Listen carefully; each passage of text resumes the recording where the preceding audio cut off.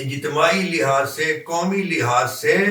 ملکی لحاظ سے فلاں لوگ ظلم کر رہے ہیں، زیادتی کر رہے ہیں، ملک کے خزانے کو لوٹ رہے ہیں اور کرپشن کر رہے ہیں وغیرہ وغیرہ، عدالتوں میں انصاف نہیں مل رہا۔ اس قسم کی ساری باتیں کوئی شخص بیان کرے، اشخاص بیان کریں، لوگ بیان کریں، پورے عوام بیان کریں اور احتجاج کریں اور کسی کا ظلم بیان کریں، کسی کی خباثت کا اظہار کریں، یہ سب قرآن کریم کی اس آیت سے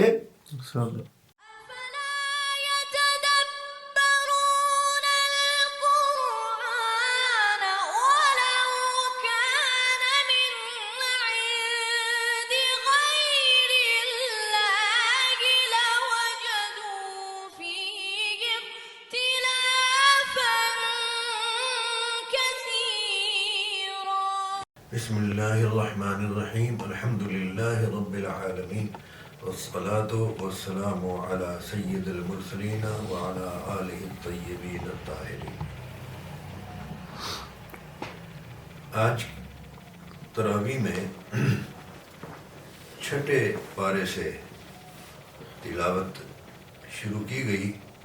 اور 7ویں پارے کا ایک پاؤ پڑھا گیا، یعنی سورہ مائدہ پوری کی گئی۔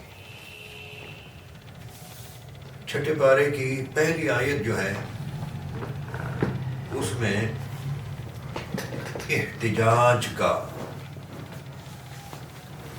جواز اور احتجاج کا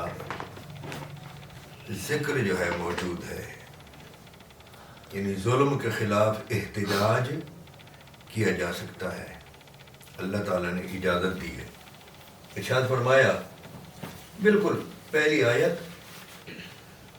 چھٹے پارے کی، سورت کی پہلی آیت نہیں، پارے کی پہلی آیت، یہاں سے پارہ شروع ہوتا ہے۔ لا يحب اللہ الجہر بالسوء، اللہ تبارک و تعالی برائی کے ساتھ بلند آواز کو پسند نہیں فرماتا۔ الا من ظلم، مگر اس شخص کی بات کو وہ سنتا ہے اور ایسے شخص کو اجازت ہے جس پر ظلم کیا گیا ہو، جس پر ظلم کیا جائے وہ بولے، احتجاج کرے، کسی کو ظالم کہے اور کسی کی برائی بیان کرے کہ اس نے مجھ پر ظلم کیا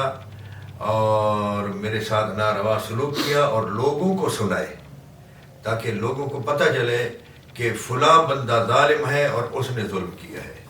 اب یہ ظلم انفرادی طور پر کسی نے کیا ہو تب بھی کوئی شخص اپنی آواز بلند کر سکتا ہے، چونکہ اللہ ہے نا، پہلے ہے کہ اللہ تعالیٰ کسی آواز بلند کو جو برائی کے ساتھ ہو پسند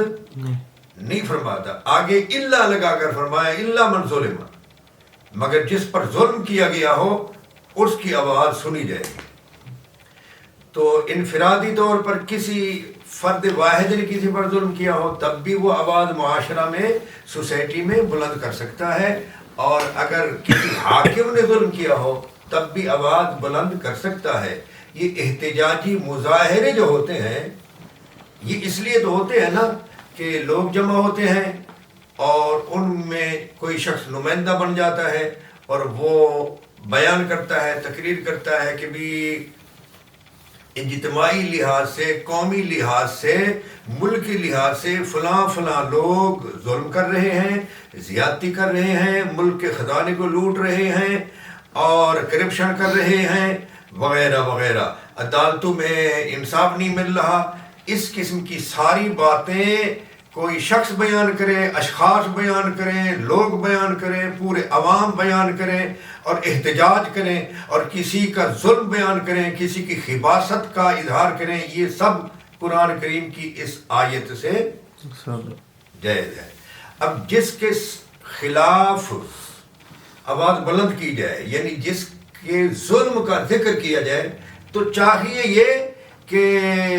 جس کو ظالم کہا گیا، جس کو چور کہا گیا، اگر غلط کہا گیا تو اس کو پکڑا جائے بھی غلط تم نے کہا، اگر وہ جائز کہہ رہا ہے، اس پر ظلم ہوا ہے، وہ آواز بلند کر رہا ہے، تو چاہیے یہ کہ جس کے خلاف آواز بلند ہو رہی ہے، جس کو ظالم کہا جا رہا ہے، وہ اپنا ظالم نہ ہونا ثابت کرے، یہ نہیں کہ الٹا احتجاج کرنے والوں کو مارنا شروع کر دے اور مزید ظلم کرے اور اپنا ظلم میں اور اپنے ظالم ہونے میں مزید اضافہ کرے. یہ نہیں چاہیے.